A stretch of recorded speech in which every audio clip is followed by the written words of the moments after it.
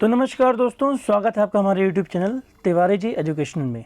मेरा नाम है राघव तिवारी और आज की जो हमारी वीडियो है ये बीए प्रोग्राम सेमेस्टर 4 जितने भी स्टूडेंट्स हैं उनके पेपर में एक क्वेश्चन ज़रूर आता है कि भाई मॉर्गेनथाउ जो हैं उनके यथार्थवाद संबंधी जो विचार हैं उनकी आलोचनात्मक समीक्षा कीजिए। देखिए, आपसे क्वेश्चन ये भी आ सकता है या आपका एक क्वेश्चन आया कि पारंपरिक यथार्थवाद से आप क्या समझते हैं, समझाइए, ये क्वेश्चन भी आ सकता है।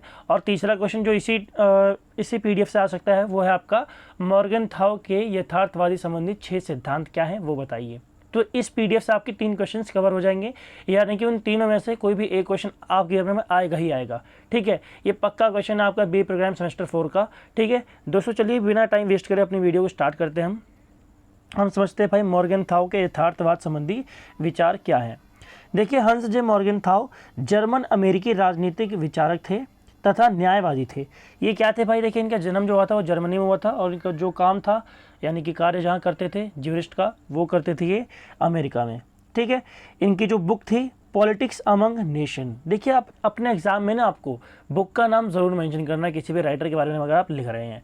तो ये अपने बुक पॉलिटिक्स अमंग नेशंस में जो 1948 में लिखते हैं उसमें ये बताते हैं कि भाई इनका जो यथार्थवाद है वो क्या है, यानी कि यथार्थवाद की जो आधुनिक विचारधारा है उसका प्रतिपादन ये करते हैं। आप पूछेंगे भाई आधुनिक विचारधारा तो क्या पारंपरिक विश्व में भी कोई विचारधारा इसकी थी? तो देखिए दोस्तों, अगर आप कौटिल्य और मैकियावेली की विचारधारा को देखेंगे ना कुछ वो रियलिज्म से मिलती जुलती है। हालांकि उस टाइम पे जो रियलिज्म है वो स्टैब्लिश नहीं हुआ था, बट कुछ विचार हमें उसके देखने को मिलते हैं। बाकी आपसे अगर कोई पूछे कि who is the father of realism यानी कि यथार्थवाद का पिता कौन है, जनक कौन है, तो वो मॉर्गेनथाउ को ही माना जाता है। इनसे पूर्व 5वीं तथा 6वीं शताब्दी में मैकियावेली तथा कौटिल्य ने यथार्थवादी विचार जैसे ही विचारों की चर्चा की, किंतु यथार्थवाद का जो जनक मॉर्गेनथाउ को माना जाता है वो इसलिए माना जाता है क्योंकि इन विचारों को सैद्धांतिक रूप से इन्होंने ही प्रस्तुत किया था। यानी कि भाई देखिए, जो यथार्थवाद का सैद्धांतिक रूप जो है, सिद्धांत के रूप में जो उसका वैज्ञानिक परिभाषा है उसकी, वो किसने दी थी? हंस जे मॉर्गेनथाउ ने। मॉर्गेनथाउ के अनुसार राजनीति शक्ति के लिए संघर्ष है। यानी कि भाई जो पॉलिटिक्स है, पॉलिटिक्स क्या है? Politics is all about power.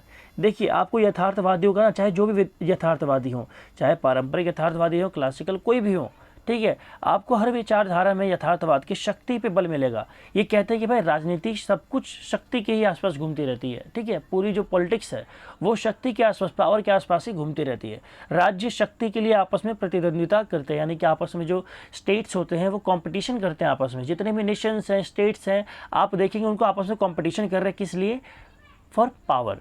मॉर्गेनथाउ के अनुसार राज्य के 3 प्रकार है। भी बताता है कि भाई स्टेट कितने टाइप के होते हैं। तो देखिए, ये 3 टाइप के स्टेट को बताते हैं। एक ऐसे राज्य जो अपनी शक्ति को समान रूप से बनाए रखना चाहते हैं, यानी कि भाई वो अपनी पावर में कोई चेंज नहीं करना चाहते। ठीक है, दूसरे ऐसे नेशन होते हैं जो हमेशा अपनी पावर को बढ़ाते रहना चाहते हैं। ठीक है, जैसे आप अमेरिका को देखेंगे या आप रशिया को देखेंगे, इवन आप अगर इंडिया को देखेंगे तो अपनी पावर को लगातार इंक्रीज कर रहे हैं। ठीक है, इंडिया को तो भाई मजबूरन करना पड़ता है क्योंकि इंडिया का पड़ोसी जो देश है नल्ला निकम्मा पाकिस्तान, उसकी वजह से इंडिया को ये सब करना पड़ता है। और तीसरा ऐसे राज्य जो अपनी शक्ति का प्रदर्शन करते रहना चाहते हैं, यानी भाई उनके पास पावर तो है, वो उस पावर का यूज़ भी करते रहते हैं हमेशा। ठीक है, आप चाइना को देखेंगे, चाइना छोड़िए, आप अमेरिका को देखिए, रशिया देखिए, सबसे बढ़िया एग्जांपल है इस चीज़ का। ठीक है दोस्तों, अब ये बात करते हैं कि भाई शक्ति क्या है। अब शक्ति के ऊपर पूरी यथार्थवाद अगर घूम रहा है तो शक्ति का कोई अर्थ भी तो बताएंगे ये। तो शक्ति का अर्थ है एक मनुष्य का दूसरे मनुष्य के मस्तिष्क व गतिविधि पर नियंत्रण। शक्ति का मतलब क्या है? आप भाई किसी और के एक्शन को ही अपने कंट्रोल में कर ले रहे हैं, यानी कि अपने पावर के थ्रू आप किसी और को अपने कंट्रोल में कर रहे हैं। ये क्यों होगा? अगर आप ज़्यादा पावरफुल कंट्री हैं तो आप जो आपसे छोटी कंट्रीज हैं उनको अपने कंट्रोल में कर लेंगे आप। अगर कॉलोनिज्म देखेंगे, जो कॉलोनाइजेशन था वो पूरा का पूरा इसी पे डिपेंडेंट था। जो उस टाइम पे ब्रिटेन था वो बहुत पावरफुल कंट्री था, वहाँ पे इंडस्ट्रियलाइजेशन हो चुका था। इंडस्ट्रियलाइजेशन छोड़िए, वहाँ पे जो आप देखेंगे रेनेसा आ चुका था वहाँ पे। ठीक है, नए नए डेवलपमेंट्स हो रहे थे उस टाइम पे। उसका सी सिस्टम, मरीन सिस्टम भी अच्छा था, उसका ट्रेडिंग सिस्टम भी अच्छा था। ठीक है, तो उसने क्या किया, अपने पावर का यूज़ किया और विश्व के कई सारे देशों को अपने कंट्रोल में कर लिया था।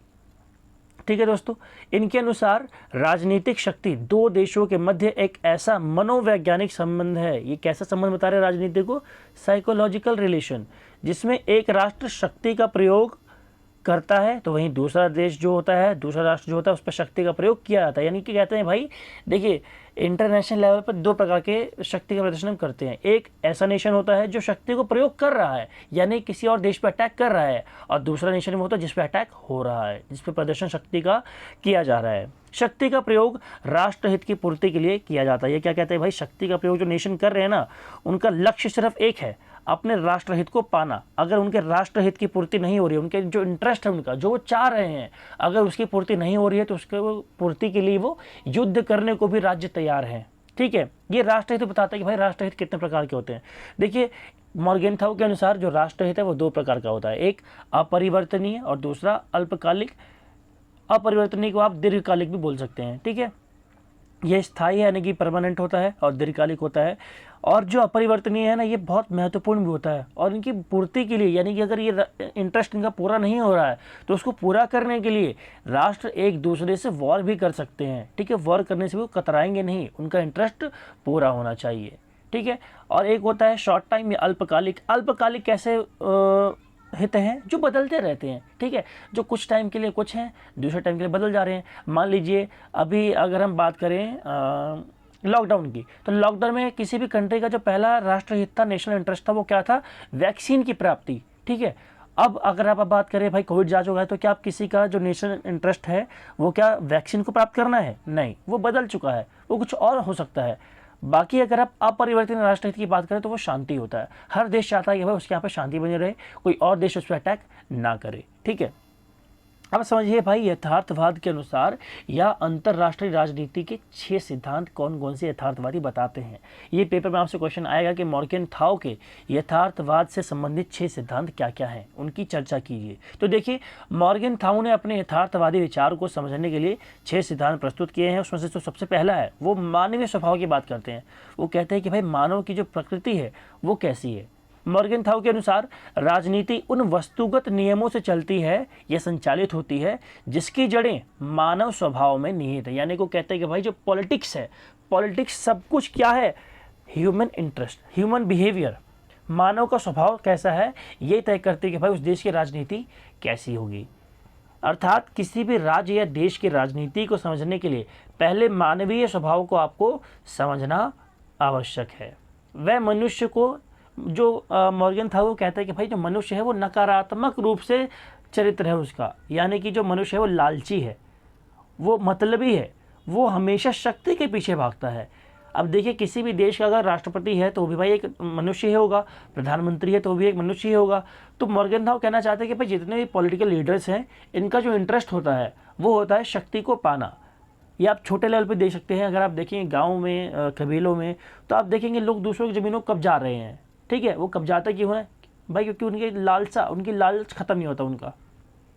जो दूसरी बात करते हैं, ये बताते हैं कि शक्ति जो है, जो राष्ट्रहित है, वो पूरा शक्ति में संबंधित है, यानी कि शक्ति के संदर्भ में राष्ट्रहित। मॉर्गेनथाउ क्या कहते हैं कि सभी राज्यों की जो विदेश नीति है ना, उसका जो मेन एम है, मेन मोटो जो है, वो है राष्ट्रहित की अपनी पूर्ति करना। यानी कि कोई भी राष्ट्र अपनी विदेश नीति बनाता है तो उस विदेश नीति में अपने नेशनल इंटरेस्ट के अकॉर्डिंग बनाता है विदेश नीति को। यानी कि उसका नेशनल इंटरेस्ट क्या है, वो देश किस चीज़ की पूर्ति करना चाहता है, उसकी झलक आपको उसके विदेश नीति में देखने को मिल जाएगी, जिसे शक्ति के द्वारा ही प्राप्त किया जा सकता है, क्योंकि राष्ट्रहित प्रायः सुरक्षा ही होता है। यानी कि आप देखेंगे कि भाई किसी भी कंट्री का जो सबसे मेन मोटो है, सबसे मेन जो उसका इंटरेस्ट है, वो क्या है, सुरक्षा, सिक्योरिटी। उसके देश पे कोई देश आक्रमण ना करे, उसके देश में हमेशा शांति बनी रहे, पीसफुल कम्युनिटी बनी रहे। ठीक है, वह यह भी कहता है कि विदेश नीति के निर्धारण के समय विचारधारा नहीं अपितु राष्ट्रहित पर ध्यान दिया जाना चाहिए। यानी कि आप किसी भी देश से आपके जो संबंध है, वो संबंध आपकी विचारधारा से संबंधित ही नहीं होने चाहिए, बल्कि वो संबंध आपके राष्ट्रहित से संबंधित होने चाहिए। यानी कि अगर आपको किसी देश को मित्र बनाना है तो ऐसे देश को ही मित्र बनाओ जिससे आपको कुछ फ़ायदा मिले। अगर उससे आपको कोई फ़ायदा नहीं मिल रहा है तो उससे आपको मित्र बनाने से कोई फ़ायदा भी नहीं है। तीसरा वो बताते हैं कि भाई परिस्थितियों का राष्ट्रहित पर प्रभाव, यानी कि जो राष्ट्रहित है ना, उस पर सिचुएशंस का, कंडीशंस का क्या प्रभाव पड़ता है।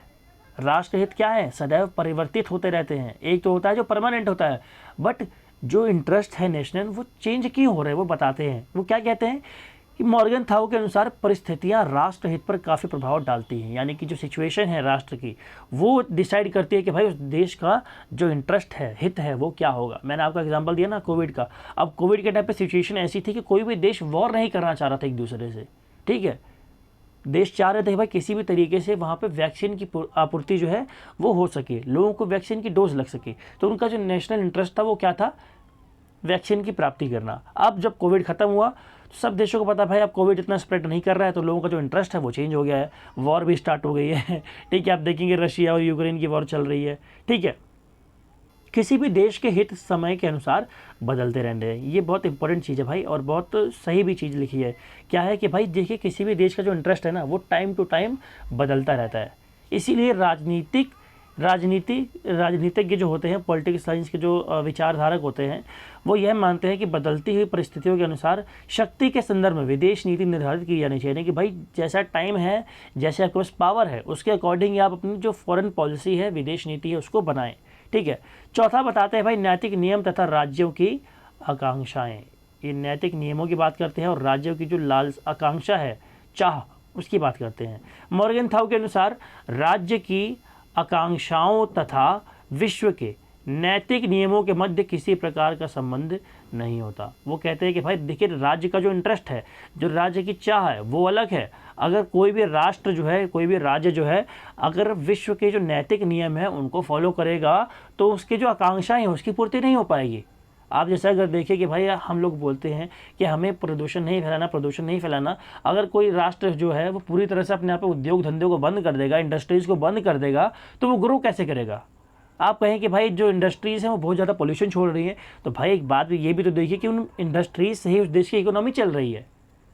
अब आप किसी इंडस्ट्रियल इकोनॉमी वाली कंट्री को कहें कि भाई अपना इंडस्ट्री आप बंद कीजिए, इससे पोल्यूशन फैल रहा है, तो वो क्या कहेगा, भाई मुझे नैतिक मूल्यों से क्या लेना देना, मुझे तो अपना नेशन का इंटरेस्ट देखना है, मेरे राष्ट्र की जो आकांक्षा है, जो मेरे राष्ट्र के लोगों को चाहिए विकास करने के लिए, हम तो उस पर फोकस करेंगे ना। प्रत्येक राष्ट्र शक्ति का प्रयोग कर या अन्य किसी विधि से अपनी आकांक्षाओं या राष्ट्रहित को सिद्ध करना चाहता है, क्योंकि भाई राष्ट्रहित जो है वही क्या है, सर्वोपरि।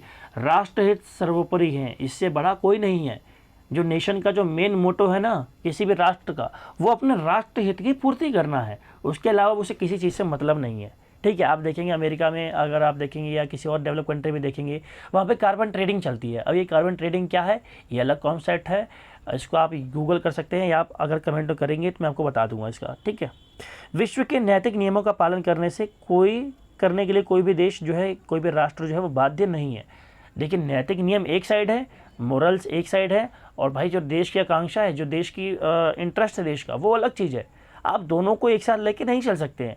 ठीक है, पांचवी चीज़ जो बताते हैं कि भाई विवेक जो है वो राजनीति का उच्चतम मूल्य है। यानी कि राजनीति में अगर कोई सबसे बढ़िया मूल्य है जिसके थ्रू आप राजनीति कर सकते हैं और सफलता पा सकते हैं, तो वो है विवेक। मॉर्गन थाउ क्या कहते हैं, वो कहते हैं कि भाई विवेक जो है राजनीति का उच्चतम मूल्य है। यथार्थवाद के अनुसार राष्ट्रों को नैतिक मूल्यों का पालन विवेक और संभावित परिणामों के आधार पर ही करना चाहिए। वो कहते हैं कि भाई ऐसा भी ना हो कि आप नेशनल जो नैतिक मूल्य हैं, जो मॉरल्स हैं, हमारी मॉरल वैल्यूज़ जो हैं, उनको आप भूल जाएं।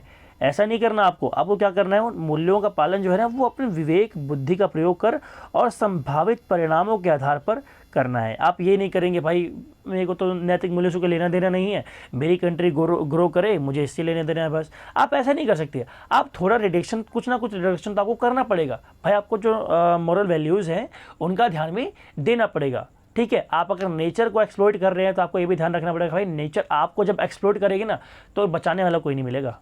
ठीक है, व्यक्ति अपने लिए कह सकता है कि न्याय किया जाना चाहिए चाहे विश्व नष्ट हो जाए, परंतु राज्य के जो संरक्षण में रहने वाले लोगों को राज्य से ऐसा कहने का कोई अधिकार नहीं है। भाई देखिए, व्यक्ति अपना भला चाहने के लिए कह सकता है भाई मेरे को अपना भला करना है, मुझे राष्ट्र से या विश्व से क्या मतलब। लेकिन अगर कोई ऐसा व्यक्ति है जिसको राज्य से संरक्षण प्राप्त है, यानी कि भाई राज्य का ही खा रहा है और उसी थाली में छेद करे, तो ये नहीं चलेगा।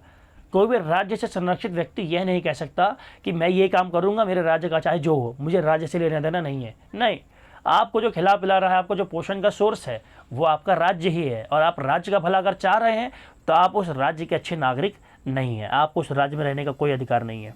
छठा जो मेन इंपॉर्टेंट पॉइंट है वह है राजनीति एक स्वायत्त विषय। मॉर्गनथाउ कहते हैं कि भाई जो राजनीति है वो एक स्वायत्त विषय है। कैसे? जैसे अर्थशास्त्र अलग विषय है, नीति शास्त्र अलग विषय है, कानून अलग विषय है, ऐसे ही भाई जो राजनीति है वो भी एक स्वायत्त विषय है। उसकी एक अपनी महत्वाकांक्षा है, उसका एक अपना महत्व है, उसका अपना इम्पोर्टेंस है। आप राजनीति को अन्य सब्जेक्ट जो है, अन्य विषय जो हैं, अन्य क्षेत्र जो हैं, उनके साथ मिला के आप ना देखें। यथार्थवाद उन सभी विचारधाराओं का विरोधी भी है जो राजनीतिक विषयों पर गैर राजनीतिक नियमों को थोपने का प्रयत्न करते हैं। वो कहते हैं कि भाई आप गैर राजनीतिक विषयों को राजनीति में थोप नहीं सकते। क्यों? क्योंकि जितने भी गैर राजनीतिक विषय हैं ना, वो सारे के सारे राजनीति का ही हिस्सा हैं। ठीक है। अब देखिए दोस्तों, अब इतनी बड़ी इन्होंने थीसिस दिया है, अपना इतना बड़ा अपना पूरा पोथी पत्रा खोल के रख दिया है इन्होंने, तो भाई कुछ लोग तो होंगे जो उनकी आलोचना करेंगे। अब देखिए, कोई भी विचार अगर आता है तो उसकी आलोचना जरूर होती है। ठीक है, तो यथार्थवाद है तो उसकी आलोचना भी की जाएगी। अब मॉर्गनथाउ का जो यथार्थवाद है या पारंपरिक यथार्थवाद जो है, उसकी आलोचना किन किन तथ्यों पर की जाती है, वो तथ्य हम आपको बताने वाले हैं। जो पहला तथ्य है वो क्या कहते हैं? लोग कहते हैं कि भाई राज्य पे अधिक बल दे रहा है। ये कहते हैं कि भाई राज्य पे अधिक महत्व दिया जा रहा है। परंपरागत जो यथार्थवादी हैं वो राज्य पर अधिक महत्व देते हैं, जबकि अंतर्राष्ट्रीय राजनीति में अगर आप देखेंगे ना, तो जो नॉन स्टेट एक्टर्स हैं, जो गैर राज्य जो समूह हैं, तत्व हैं, उनकी भी बहुत महत्वपूर्ण भूमिका है। एग्जाम्पल के लिए अंतर्राष्ट्रीय संगठन। कैसे? आप देखिए भाई, यूएनओ वर्ल्ड लेवल पे बहुत अच्छी ऑर्गेनाइजेशन बना के अपने चला रहा है, जो नॉन स्टेट एक्टर है। क्या वो स्टेट से बना है? नहीं, वो कई सारे राज्यों से मिलकर बना हुआ है। ठीक है, अंतर्राष्ट्रीय संगठन है वो। और IMF आप देखेंगे, आप WTO देखेंगे, आप देखेंगे कई सारे ऐसे ऑर्गेनाइजेशन है, UNDP है। ठीक है, ऐसे ऐसे ऑर्गेनाइजेशंस हैं जो क्या कर रहे हैं, जो वर्ल्ड लेवल पर अपनी भूमिका निभा रहे हैं, जबकि वो कोई स्टेट नहीं है, वो कई सारे स्टेट्स का ग्रुप है। ठीक है।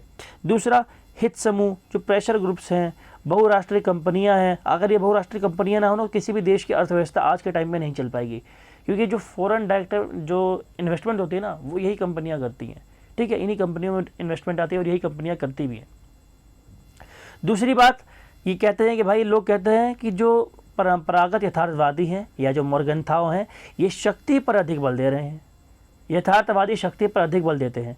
यदि शक्ति के माध्यम से ही अंतर्राष्ट्रीय संबंध संचालित होंगे तो पूरे विश्व में भाई युद्ध ही नहीं होता रहेगा। आप एक बात बताइए, अगर सभी जितने भी राष्ट्र हैं वो सब शक्ति का यूज़ करेंगे, पावर का यूज़ करेंगे, तो फिर राष्ट्र तो एक दिन तबाह हो जाएगा। पूरा देश, जो पूरा विश्व है, वो एक दिन तबाह हो जाएगा। क्यों? सारे आपस में लड़ करके मर जाएंगे। अगर लड़ाई करने से आपका समाधान होगा तो प्यार की भावना बनी ही क्यों है? संबंध आपस में राष्ट्र करेंगे ही क्यों? राष्ट्रों के बीच में संबंध क्यों होगा भाई, अगर राष्ट्रों को युद्ध ही करना है तो? ठीक है, राष्ट्रीय हित को प्राप्त करने के लिए केवल शक्ति थोड़ी साधन है। इसके लिए तो भाई बहुमुखी कारकों की भूमिका होती है। आपको जो नेशनल इंटरेस्ट है अपना, उसको पूर्ति करने के लिए जरूरी नहीं कि आप पावर का यूज़ करें, शक्ति के अलावा भी कई सारे माध्यम हैं। ठीक है।